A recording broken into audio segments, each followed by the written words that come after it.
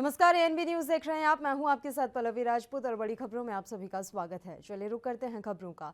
उत्तर प्रदेश की बिगड़ती कानून व्यवस्था पर कांग्रेस महासचिव प्रियंका गांधी वाड्रा ने शनिवार कांग्रेस नेताओं के साथ बैठक की और रणनीति पर चर्चा की।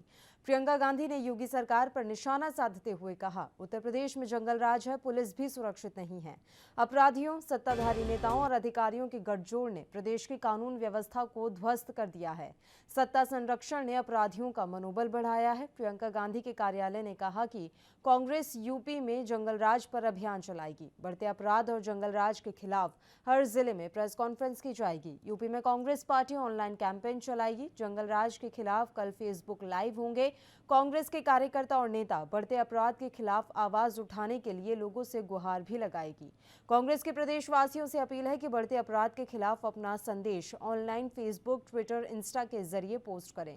कांग्रेस लोगों से गुहार लगाएगी कि अगर उनको कोई भी दिक्कत है तो वह चिट्ठी लिखकर जिला कांग्रेस कमेटी के कार्यकर्ताओं को और अन्य कांग्रेसी नेताओं को दें। इन सभी चिट्ठियों और शिकायतों को इकट्ठा करके कांग्रेस उत्तर प्रदेश के राज्यपाल और एनएचआरसी को देगी। तो ये बड़ी खबर हम आप तक पहुंचा रहे हैं। कल से कांग्रेस एक अभियान चलाने वाली है। उत्तर प्रदेश के हम यहाँ बात कर रहे हैं। यूपी में कांग्रेस ये अभियान चलाएगी। जिस तरह से कानून व्यवस्था यूपी में ध्वस्त होती जा रही है, उसके खिलाफ ये अभियान चलाया जाएगा।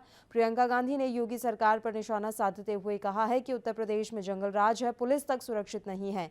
अपराधियों, सत्ताधारी नेताओं और अधिकारियों के गठजोड़ ने प्रदेश की कानून व्यवस्था को ध्वस्त कर दिया है और इसी के खिलाफ कांग्रेस यूपी में जो इस तरह का जंगल राज है उस पर अभियान चलाने वाली है।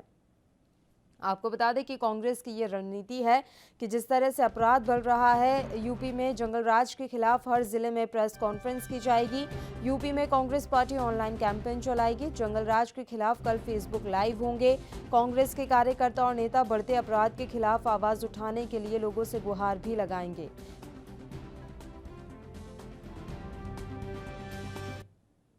खबर पर ज्यादा जानकारी के साथ हमारे संवाददाता पुनीत मोहन इस समय फोन लाइन पर जुड़े हुए हैं लखनऊ से। पुनीत, पूरी जानकारी हम आपसे चाहेंगे। कल से कांग्रेस एक नया अभियान चलाने वाली है सूबे में। बताया जा रहा है कि जंगल राज के खिलाफ ये अभियान चलाया जाएगा। पुनीत से हमारा संपर्क टूट गया है, हम फिर से उनसे जुड़ेंगे। तो ये बड़ी और अहम खबर हम आप तक पहुंचा रहे हैं। कांग्रेस लगातार हमलावर है। हम बात प्रियंका गांधी वाड्रा की करें तो वो यूपी में छोटे से छोटे मुद्दे को उठा रही है। लोगों के और जनहित के सरोकार से जो जुड़े हुए मुद्दे हैं वो प्रियंका गांधी की तरफ से लगातार उठाए जा रहे हैं। तमाम तरह के सवाल प्रियंका गांधी योगी सरकार से कर रही हैं और ये कोशिश की जा रही है कि जो भी स्थितियां हैं वो पता रहे, जो भी पारदर्शिता बनी रहे। और इसी कड़ी में एक और बड़ा कदम प्रियंका गांधी की तरफ से उठाया जा रहा है। हम आपको यहां जानकारी दे दें कि जो कानपुर में घटना हुई है, जिस तरह से 8 पुलिसकर्मी शहीद हो गए हैं अपराधियों की गोलीबारी में, उसके खिलाफ अब प्रियंका गांधी एक अभियान चलाने वाली हैं। उनका साफ तौर पर कहना है कि यूपी में कानून व्यवस्था पूरी तरह से ध्वस्त हो चुकी है। लगातार नित नए मामले सामने आ रहे हैं। अपराधियों के हौसले इस कदर बुलंद हैं कि अब वे पुलिस तक को नहीं बख्श रहे हैं। पुलिस का खौफ तो दूर, पुलिस को छोड़ा तक नहीं जा रहा है। पुलिसकर्मी तक अब सुरक्षित नहीं है सूबे में। इसी के खिलाफ अब प्रियंका गांधी ये अभियान चलाने वाली है। हर जिले में प्रेस कॉन्फ्रेंस की जाएगी। कांग्रेस के नेता, पदाधिकारी जो भी हैं, छोटा से छोटा कार्यकर्ता भी अब प्रेस कॉन्फ्रेंस करेगा। हर जिले में ये प्रेस कॉन्फ्रेंस होगी। जंगल राज जो चल रहा है, कानून व्यवस्था जो यूपी में ध्वस्त हो चुकी है पूरी तरह से, उसको लेकर लोगों में जागरूकता लाई जाएगी और सवाल किए जाएंगे कि आखिर कानून व्यवस्था इतनी ज्यादा धाराशाही कैसे हो गई है। क्यों सूबे में पुलिसकर्मियों का खौफ नहीं है, पुलिसकर्मी तक आखिर क्यों सुरक्षित नहीं है। इन तमाम सवालों के साथ प्रियंका गांधी कल से अपना अभियान शुरू करने वाली हैं।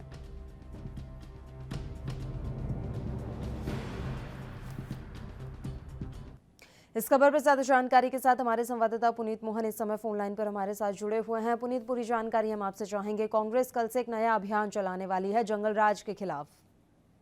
देखिए, सीधे तौर पर जिस तरीके से प्रियंका गांधी लगातार कांग्रेस उत्तर प्रदेश के हर मुद्दे पर कहीं ना कहीं ट्विटर पर ट्वीट करती हैं, कहीं ना कहीं एक कटाक्ष करती हैं सरकार के ऊपर और लगातार सवाल खड़े करती हैं, उसको देखते हुए कांग्रेस कानून व्यवस्था को लेकर के जो कानून व्यवस्था चरमरा गई है उसको लेकर के और सीधे तौर पर एक अभियान शुरू करने जा रही है और कहीं ना कहीं सीधे तौर पर उत्तर प्रदेश की जो सरकार है उसको घेरने का प्रयास होगी। आज एक वर्चुअल मीटिंग हुई थी, उसके बाद उन्होंने ये स्टैंड लिया कि सीधे तौर पर अब विपक्षी दल होने के नाते हमें कहीं ना कहीं सरकार को जगाना होगा और सीधे तौर पर जो प्रदेश के हालात हैं, कानून व्यवस्था, चाहे हम कानपुर की बात कर लें, चाहे हम प्रयागराज की बात कर लें, आए दिन कांग्रेस प्रदेश अध्यक्ष लगातार ये आरोप लगाते आए हैं कि आए दिन कोई भी दिन ऐसा नहीं जाता जिस दिन प्रदेश में हत्याएं ना हो, रेप ना हो, अपहरण ना हो। सीधे तौर पर उसको लेकर के कांग्रेस एक मुख्य मुद्दा बना रही है और अब सीधे तौर पर एक अभियान चलाया जाएगा। जी बिल्कुल पुनीत, ये जानकारी हम आपसे चाहेंगे कि ये अभियान किस तरह से काम करेगा। जैसा बताया जा रहा है कि हर जिले में प्रेस कॉन्फ्रेंस की जाएगी,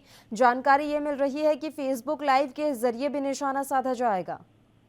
देखिए, सीधे तौर पे कहीं ना कहीं अनलॉक 2 का टाइम ये है और सीधे तौर पर सोशल डिस्टेंसिंग मेंटेन रखनी है, कहीं भी सीधे संपर्क में नहीं आना है, सारी गाइडलाइंस को फॉलो करते हुए सोशल मीडिया का ज्यादा सहारा लिया जाएगा। हम सीधे तौर पर अगर ये कहें कि कांग्रेस सोशल मीडिया पर ज्यादा हावी दिखेगी तो ये कहना गलत नहीं होगा। ज्यादा से ज्यादा लोगों को जोड़ेंगे, व्हाट्सएप पे, फेसबुक पे, अन्य जो सोशल मीडिया प्लेटफॉर्म है उन पर लाइव होगा, बड़े नेता लाइव आएंगे, अपनी बात रखेंगे, लोगों से बातचीत होगी, वार्तालाप, लोग सीधे प्रश्न पूछ सकेंगे और कहीं ना कहीं लोगों को कांग्रेस की मुख्य धारा से जोड़ने का काम होगा। इसके अलावा हर जिले में जो कांग्रेस के पदाधिकारी हैं वो प्रेस कॉन्फ्रेंस करेंगे, उस जिले के जो भी ग्राफ होंगे क्राइम को लेकर के, अगर कोई बड़ा कांड होता है तो उसको लेकर के कहीं ना कहीं सीधे तौर पर मुख्य विपक्षी दल के रूप में कांग्रेस सामने आएगी और सीधे तौर पर प्रेस कॉन्फ्रेंस होगी और जितने भी जिले मुख्यालय हैं वहां पर, और कानून व्यवस्था मुख्य मुद्दा इसमें है और उसके बाद भ्रष्टाचार इसमें मुख्य मुद्दा है जिसको लेकर के कांग्रेस योगी सरकार को घेरने का काम करेगी। जी बिल्कुल पुनीत, अब सवाल यहाँ पर ये उठता है कि देखिए, जिस तरह से कांग्रेस मुखर हो रही है इस मुद्दे को लेकर, कानपुर में जो कुछ भी हुआ, हम देख सकते हैं कि सपा बसपा इतना ज्यादा मुखर नहीं है। हालांकि कांग्रेस जो सवाल उठा रही है वो बिल्कुल जायज है कि आखिर इतनी कानून व्यवस्था ध्वस्त कैसे हो गई। योगी सरकार बार बार कहती रही है कि अब हमारे यहाँ से अपराधियों का बोलबाला पूरी तरह से खत्म हो चुका है और उसी को लेकर अब प्रियंका गांधी ये मोर्चा संभाल रही हैं कि आपने जो वादे किए थे, दावे किए थे, वो कहाँ गए। लेकिन सपा बसपा का इसमें क्या रोल है? आखिर वो इसे जोर शोर से क्यों नहीं उठा रहे, क्यों सरकार पर सवाल नहीं दागे जा रहे? देखिए पल्लवी, सीधे से हमें यहाँ पर इस बात को समझना होगा कि कहीं ना कहीं कांग्रेस उत्तर प्रदेश में अपनी भूमि तलाश रही है और चुनावी जमीन तैयार कर रही है, लेकिन मुख्य विपक्षी दल की जो भूमिका सपा को निभानी चाहिए, समाजवादी पार्टी को निभानी चाहिए, वो कांग्रेस निभा रही है। सपा क्यों बैकफुट पर है, ये सपा का इंटरनल मामला है। अगर हम बात बसपा की करें तो बसपा कहीं नहीं चाहती कि कांग्रेस एक विपक्षी दल के रूप में उत्तर प्रदेश में कहीं ना कहीं पार्टी फिर से एक नया अवतार ले, क्योंकि बहुत बैकफुट पे है कांग्रेस यहाँ पर। अगर कांग्रेस ऐसे में मुख्य विपक्षी दल के रूप में चुनाव में सामने आती है तो बसपा के लिए बड़ी मुश्किल है।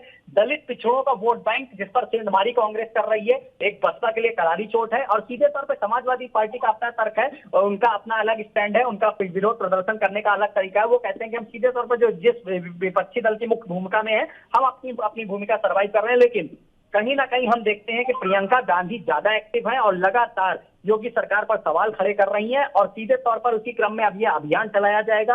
अगर हम 2022 के मुद्दों को, ये मुद्दे बनेंगे, उसको देखते हुए ये बात कहते हैं तो ये कहना गलत नहीं होगा, क्योंकि कहीं ना कहीं कांग्रेस चुनावी जमीन अपनी तैयार कर रही है। जी बिल्कुल, और इस अभियान का, इस कैंपेन का अब योगी सरकार की तरफ से क्या कुछ जवाब दिया जाएगा? लग रहा है कि योगी सरकार का कोई भी मंत्री नेता आगे आएगा और जो भी सवाल पूछे जा रहे हैं कांग्रेस की तरफ से उनका जवाब दिया जाएगा?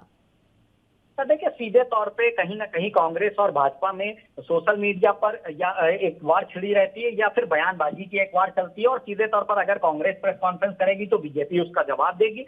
बसों का मुद्दा हो, कानपुर का मुद्दा हो, कानून व्यवस्था का मुद्दा हो, भ्रष्टाचार का मुद्दा हो, जब जब प्रियंका गांधी ने कोई ट्वीट किया है या कोई बयानबाजी करी है या कांग्रेस के नेताओं ने बयान किया तो उसका पलटवार बीजेपी ने जरूर दिया और सीधे तौर पर ये बयान जारी रह गया। लेकिन सीधे तौर पर अगर हम यहाँ पर एक चीज देखते हैं तो हमें ये साफ नजर आता है कि यहाँ पर अगर मुख्य विपक्षी दल के रूप में उभर करके कोई सामने आ रहा है तो वो कांग्रेस है और सपा बसपा काफी बैकफ्लो में चल रही है। सपा जिसको सवाल करने चाहिए मुख्यमंत्री से, सपा जिसको प्रदर्शन करना चाहिए, सपा जिसको वर्चुअल मीटिंग्स करनी चाहिए, लोगों को जोड़ना चाहिए, वो अलग प्लेटफॉर्म अपना बना रहे हैं, अलग स्टैंड उन्होंने लिया हुआ है। और क्यों मुख्य विपक्षी दल की भूमिका नहीं निभा पा रहे हैं, ये पार्टी का इंटरनल मामला है। लेकिन सीधे तौर पर कांग्रेस कहीं ना कहीं प्रदेश में एक्टिव हो चुकी है और 2022 में इसका सीधा लाभ कांग्रेस को मिलेगा। जी पल्लवी। बिल्कुल लेकिन पुनीत, मैं एक चीज आपसे समझना चाहती हूँ कि जमीनी हकीकत क्या है। जिस तरह से कांग्रेस जोर शोर से घेरने की कोशिश कर रही है, खासकर योगी को, मैं एकदम व्यक्तिगत बात करना चाहूंगी, योगी को घेरने की जिस तरह से कोशिश की जा रही है, लग रहा है कि वो कामयाब हो पा रही है, क्योंकि जिस तरह की छवि उत्तर प्रदेश में योगी की बनी हुई है, उस छवि को तोड़ना इतना आसान नजर आ रहा है। अब देखिए पल्लवी, सीधे तौर पर कांग्रेस केवल उन्हीं मुद्दों पर सवाल उठा रही है जो वादे भाजपा सरकार ने किए थे। लोकसभा चुनाव जब था तब भी मंच पर बड़े बड़े भाषण दिए गए। सीधे तौर पर कांग्रेस प्रदेश अध्यक्ष एक ही सवाल कर रहे हैं सीएम योगी से कि आपने कहा था प्रदेश में अपराधी या तो जेल में है या फिर प्रदेश छोड़ करके भाग गए हैं, तो फिर ये लोग कौन है जो पुलिस के ऊपर गोलियां चला रहे हैं? ये लोग कौन है जो रोजाना आए दिन आपराधिक घटनाएं कर रहे हैं? कहीं ना कहीं जो चुनावी वादे थे बीजेपी के, उन्हीं को मुद्दा कांग्रेस ने बनाया है और सीधे तौर पर जनता के सामने उसकी सच्चाई ला रहे हैं। और जब भी कुछ ऐसा कोई कांड होता है या भ्रष्टाचार का कोई मामला खुल करके सामने आता है, जीरो टॉलरेंस की नीति की बात हुई थी, बीजेपी ने साफ किया, कहा था कि सीधे तौर पर भ्रष्टाचार पूरे प्रदेश से खत्म हो जाएगा, जीरो टॉलरेंस की नीति पर सरकार काम करेगी। लेकिन 69,000 भर्ती में जिस तरीके का भ्रष्टाचार निकल करके सामने आया और सचिवालय कांड जिस तरीके से निकल करके सामने आया, पशुपालन कांड में जिस तरीके का भ्रष्टाचार निकल करके सामने आया, और उसके बाद कानून व्यवस्था पर लेकर के सवाल खड़े हो रहे हैं। कानपुर में जो 8 जवान शहीद हुए पुलिस के, कहीं ना कहीं कांग्रेस सिर्फ उन्हीं मुद्दों को लेकर के बीजेपी से सवाल खड़ा कर रही है और सीधे तौर पर अपनी एक जमीन तलाश रही है। हार जीत चुनाव तय करेगा, लेकिन अपनी भूमिका बनाना और अपनी जगह बनाना, कांग्रेस उसमें परफेक्ट दौर में चल रही है। और सीधे तौर पर लोगों को जोड़ना कांग्रेस का पहला लक्ष्य है, क्योंकि काफी नेता हैं जो कांग्रेस का साथ छोड़ चुके हैं और युवा काफी दिनों से, यूपी के जो युवा हैं वो कांग्रेस से दूर थे। लेकिन प्रियंका के आने के बाद में कहीं ना कहीं कांग्रेस जिस तरीके से एक्टिव हुई है, सीधे तौर पर हम कह सकते हैं कि 2022 के आने वाले दिनों में कहीं ना कहीं बीजेपी को खासा एक टक्कर कांग्रेस दे सकती है। जी बिल्कुल, बहुत बहुत शुक्रिया पुनीत, तमाम अहम जानकारी हम तक पहुंचाने के लिए। इस मसले पर चर्चा के लिए फिलहाल कांग्रेस से प्रवक्ता अशोक सिंह जी इस समय फोन लाइन पर हमारे साथ जुड़े हुए हैं। अशोक जी, मेरा सीधा सा सवाल है, कल से किस तरह का अभियान चलाया जाने वाला है उत्तर प्रदेश में? पल्लवी, सबसे बड़ा सवाल है कि 2017 में जब चुनाव उत्तर प्रदेश में हुए तो भारतीय जनता पार्टी ने कहा कि गुंडा राज ने भ्रष्टाचार, अब की बार भाजपा सरकार। उत्तर प्रदेश की 23 करोड़ जनता ने योगी आदित्यनाथ को जनमत दिया, सरकार बनी। और मगर 3 साल का आप कार्यकाल देख लीजिए, सोनभद्र की घटना देख लीजिए, उन्नाव में हमने बेटी को घटना देख लीजिए, चिन्मयानंद जैसे लोग सत्ता के संरक्षण में पाले पोसे गए, आप विधायक कांड देख लीजिएगा। तो लगातार कहीं ना कहीं आप जिस तरीके से उत्तर प्रदेश में पुलिस सुरक्षित नहीं है, सवाल सरकार के इकबाल का है। अब नाम बदलने से जिलों से सरकार का इकबाल कायम नहीं होता है। योगी आदित्यनाथ जी लगातार भाषणवीर मुख्यमंत्री रह गए, जवाबदेही क्यों नहीं हो रही है, जिम्मेदारी तय क्यों नहीं हो रही है? 8 हमारे जवान मार दिए जाए और सरकार अभी भी बयानबाजी करे। 60 अपराध के जिसमें मुकदमे कायम और वो खुला घूम रहा है और सरकार कह रही है कि नहीं सर, अपराधी तो जेल में है।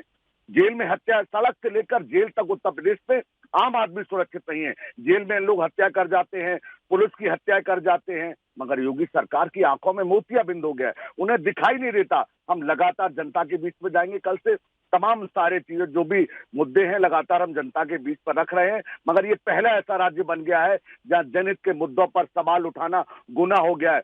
आप विपक्षियों पर आपराधिक मुकदमे दर्ज कराएंगे, प्रदेश अध्यक्ष हमारे लल्लू जी को जेल भेजेंगे, एक मुद्दा है। मगर सरकार की नीयत ठीक नहीं है। सरकार की नीयत अगर ठीक होती तो शायद इस घटना को रोका जा सकता था, सोनभद्र की घटना को रोका जा सकता था, उन्नाव की बेटी को बचाया जा सकता था। मगर सवाल सरकार की आंखों में मोतियाबिंद हो गया, सरकार को दिखाई नहीं पड़ रहा। हम जनता के बीच में, क्योंकि चुनी हुई सरकार है, हम संवैधानिक बात कर रहे हैं, मगर संवैधानिक बात करना भी उत्तर प्रदेश में अपराध हो गया। हो सकता है मेरे खिलाफ भी मुकदमा लिख जाए, हमारे तमाम साथी कांग्रेस के कार्यकर्ताओं पर मुकदमा लिखा इसलिए कि वो जनता के साथ खड़े थे, मजदूरों के साथ खड़े थे, मजदूरों के आंसू पहुंचने का काम कर रहे थे और मुकदमा लिखवा दिया गया, प्रदेश अध्यक्ष को जेल भेज दिया। ये नैतिकता है भारतीय जनता पार्टी की। तो सरकार से नैतिकता का सवाल नहीं है। हम तो योगी आदित्यनाथ जी से कहते हैं कि अगर नैतिकता है तो इस्तीफा दे देना चाहिए और चुनाव कराने चाहिए। उत्तर प्रदेश में जिस तरह का माहौल भ्रष्टाचार के मामले में नंबर 1 हो चुका है, ये पहला ऐसा राज्य बन गया है जहां शाम को महिलाएं घर से निकलने में डरती हैं। सुप्रीम कोर्ट ने फटकार लगाई है कि उत्तर प्रदेश में जंगल राज है, लगातार लूट, हत्याएं, बलात्कार उत्तर प्रदेश में लगातार हो रहे हैं, मगर सरकार पे कानों पे जू नहीं रेंग रही है। तो कहां योगी सरकार? हम लगातार ये सवाल कर रहे हैं। बिल्कुल, मतलब अशोक जी, आप और आपकी पार्टी ऐसा मानते हैं कि जितने भी अपराधी हैं उन्हें बीजेपी की तरफ से संरक्षण मिला हुआ है, इसलिए उनके हौसले इस कदर बुलंद हो चुके हैं। खैर, आपकी ये बात भी बिल्कुल सही है। इतने साल होने के बाद भी उत्तर प्रदेश के हालात जस के तस ही नजर आ रहे हैं। किसी तरह से कानून व्यवस्था वहां पर मजबूत होती हुई नजर नहीं आ रही है। नहीं, यही भारतीय जनता पार्टी है। जब मथुरा में ये चाहे समाजवादी पार्टी की सरकार हो, ये बहुजन समाज पार्टी की सरकार रही हो, हम लंबे समय से उत्तर प्रदेश पर नहीं, हम 30 साल से सत्ता से बाहर है। उत्तर प्रदेश की जनता ने हमें आशीर्वाद नहीं दिया, मगर हमने राजनाथ सिंह को देखा है, हमने कल्याण सिंह का वो भी दौर देखा है जब कहा था गुंडा का गुंडा, उसके बाद मंत्रिमंडल में किस तरह सुशोभित किया गया। तो दोहरी चाल और चरित्र और चेहरा भारतीय जनता पार्टी का समय समय पर नजर आ पा रहा है। भारतीय समाजवादी पार्टी सरकार में एक इंस्पेक्टर की हत्या हो गई थी मथुरा में, तब ये मुख्यमंत्री से इस्तीफा मांग रहे, तो आज ये इस्तीफा क्यों नहीं दे रहे नैतिकता के आधार पर, सवाल ये उठता है। बहुत बहुत शुक्रिया अशोक जी, तमाम चर्चा के लिए आप हमारे साथ जुड़े। तो प्रियंका गांधी कल से एक अभियान शुरू करने वाली है उत्तर प्रदेश में। जंगल राज के खिलाफ ये अभियान चलाया जाएगा। कानपुर में जो कुछ भी हुआ है उस घटनाक्रम के खिलाफ प्रियंका गांधी ये अभियान कल से चलाने वाली हैं। चलिए रुक करते हैं अगली खबर का। महानगरों में बढ़ते कोरोना वायरस के मामलों को देखते हुए पश्चिम बंगाल सरकार ने कोलकाता से उड़ने वाली दिल्ली, मुंबई, पुणे, नागपुर, चेन्नई और अहमदाबाद की फ्लाइट्स को तत्काल रद्द कर दिया है। सूत्रों के हवाले से मिली जानकारी के मुताबिक कोलकाता एयरपोर्ट से उड़ने वाली घरेलू उड़ानों पर 6 से 19 जुलाई के बीच प्रतिबंध लगाया गया है। नागरिक उड्डयन मंत्रालय ने 2 सप्ताह के लिए घरेलू फ्लाइट को निलंबित करने के बंगाल सरकार के अनुरोध को स्वीकार किया। पश्चिम बंगाल सरकार की ओर से नागरिक उड्डयन मंत्रालय से कहा गया है कि दिल्ली, मुंबई, पुणे, नागपुर, चेन्नई, अहमदाबाद में कोरोना महामारी के मामले तेजी से बढ़ रही हैं। ऐसे में अगर इन शहरों के लिए फ्लाइट्स का आवागमन होता है तो कोलकाता में भी कोविड-19 के मामलों में बढ़ोतरी हो सकती है। इससे पहले भी पश्चिम बंगाल की मुख्यमंत्री ममता बनर्जी ने केंद्र सरकार को पत्र लिखकर देश भर के प्रमुख वायरस हॉटस्पॉट से राज्य के उड़ानों के संचालन को रोकने के लिए कहा था और आज ये फैसला ले लिया गया है। ये जो फ्लाइट्स है उन्हें रद्द कर दिया गया है। दिल्ली, मुंबई, पुणे, नागपुर, चेन्नई और अहमदाबाद की फ्लाइट्स को तत्काल रूप से रद्द कर दिया गया है। सूत्रों के हवाले से मिली जानकारी के मुताबिक कोलकाता एयरपोर्ट से उड़ने वाली घरेलू उड़ानों पर 6 से 19 जुलाई के बीच प्रतिबंध लगाया गया है। नागरिक उड्डयन मंत्रालय ने 2 सप्ताह के लिए घरेलू फ्लाइट को निलंबित करने के बंगाल सरकार के अनुरोध को स्वीकार किया। पश्चिम बंगाल सरकार की ओर से नागरिक उड्डयन मंत्रालय से कहा गया है कि दिल्ली, मुंबई, पुणे, नागपुर, चेन्नई, अहमदाबाद में कोरोना महामारी के मामले तेजी से बढ़ रहे हैं। ऐसे में अगर इन शहरों के लिए फ्लाइट्स का आवागमन होता है तो कोलकाता में भी कोविड-19 के मामलों में बढ़ोतरी हो सकती है। इससे पहले भी पश्चिम बंगाल की मुख्यमंत्री ममता बनर्जी ने केंद्र को पत्र लिखकर देश भर के प्रमुख वायरस हॉटस्पॉट से राज्य के लिए उड़ानों के संचालन को रोकने के लिए कहा था। खबर पर ज्यादा जानकारी के साथ हमारे संवाददाता शांतनु बनर्जी इस समय फोन लाइन पर जुड़े हुए हैं। शांतनु, पूरी जानकारी मैं आपसे चाहूंगी। 6 फ्लाइट्स रद्द की गई हैं, 6 शहरों की ये फ्लाइट्स रद्द की गई हैं। अब ये फ्लाइट्स कोलकाता नहीं आ पाएंगी। जी हाँ जी, बिल्कुल। देखिए, सबसे बड़ी बात है जो फिलहाल पश्चिम बंगाल का जो परिस्थिति और जो हालत है अभी, ये हर रोज 600 के ऊपर पॉजिटिव मरीज मतलब निकलते हैं सुबह से। और अभी जो फिलहाल जो परिस्थिति है इसके लिए खुद ममता सरकार ने मतलब यही फैसला किया है, ये बाहर गांव से जो मतलब कोई दूसरा राज्यों से जो मतलब फ्लाइट आएगा, जो डोमेस्टिक फ्लाइट आएगी, तो जो डोमेस्टिक फ्लाइट आएगा उसको बंद करना चाहिए, क्योंकि फ्लाइट से जो मतलब लोगों ने पश्चिम बंगाल पे आता है उसमें कोरोना पॉजिटिव सबसे ज्यादा मिलता है, ऐसी कुछ कहा है ममता दीदी ने। क्योंकि जो परियायी जो मजदूर लोग जो बाहर गांव से आए उसमें से परियायी मजदूर का अंदर ही सबसे पॉजिटिव रिपोर्ट ज्यादा मिल गया था। तो इसी हालत से देखते हुए खुद ममता बनर्जी ने यही कहा है कि फिलहाल पश्चिम बंगाल में बाहर गांव से कोई ट्रेन इधर कोई उड़ान भी मतलब आने नहीं देंगे। अभी फिलहाल करीब 15 दिन तक मतलब वो बंद करके रखने का फैसला किया है। जी बिल्कुल, लेकिन शांतनु एक जानकारी मैं आपसे चाहूंगी, जो लोग पश्चिम बंगाल के ही हैं और बाहर के राज्यों में फंसे हुए तो उनकी अगर वापसी हो रही होगी तो क्या अब उन्हें अपना जो भी है वो कैंसिल करना पड़ेगा? किस तरह से क्या कुछ व्यवस्था की गई है उन लोगों के लिए?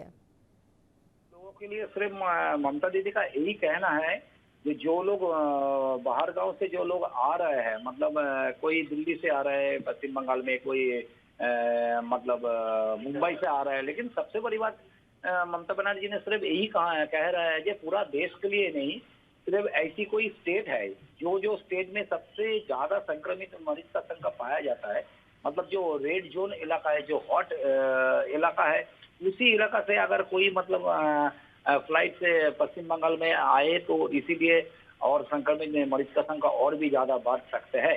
यही कहना चाहता है मुख्यमंत्री ममता बनर्जी ने, और इसी के दौरान ममता बनर्जी ने सिर्फ यही कहा है कि बाहर गांव से जो फ्लाइट आता है उसको मतलब रोकना चाहिए, नहीं अगर रोक पाएंगे तो सबसे मतलब पश्चिम बंगाल के लिए ये सबसे बड़ी प्रॉब्लम होगा। क्योंकि देखिए अभी पश्चिम बंगाल का जो फिलहाल परिस्थिति है, ओनली 78 कोविड अस्पताल है अभी भी, लेकिन जो पॉजिटिव रिपोर्ट जो हर रोज सामने आता है, करीब 600 का ऊपर पॉजिटिव रिपोर्ट हर रोज मतलब पश्चिम बंगाल में जो होता है उसमें सबसे ज्यादा होता है कलकत्ता में।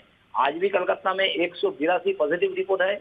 उसके साथ साथ उत्तर 24 परगना, मालदा, बीरभूम, दक्षिण 24 परगना और हावड़ा क्षेत्र से सबसे ज्यादा पॉजिटिव रिपोर्ट मिल गया। तो इसी हालत को देखते हुए उसके बाद आइसोलेशन जो कितना वार्ड है, आइसोलेशन करीब आपका 1000 का आसपास है। तो जितना ज्यादा मरीज का संख्या बढ़ेगा तो उसके लिए मतलब दिक्कत तो पश्चिम बंगाल का ही होगा।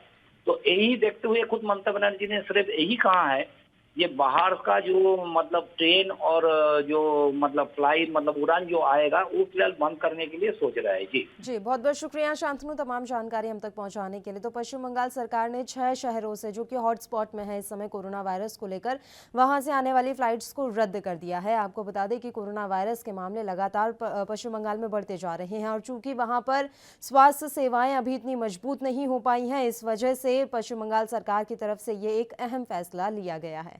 इसी के साथ बड़ी खबरों में फिलहाल के लिए इतना ही। मुझे दीजिए इजाजत। देश प्रदेश के तमाम ताज़ा और अहम खबरों के लिए आप देखते रहिए ANB न्यूज़। नमस्कार।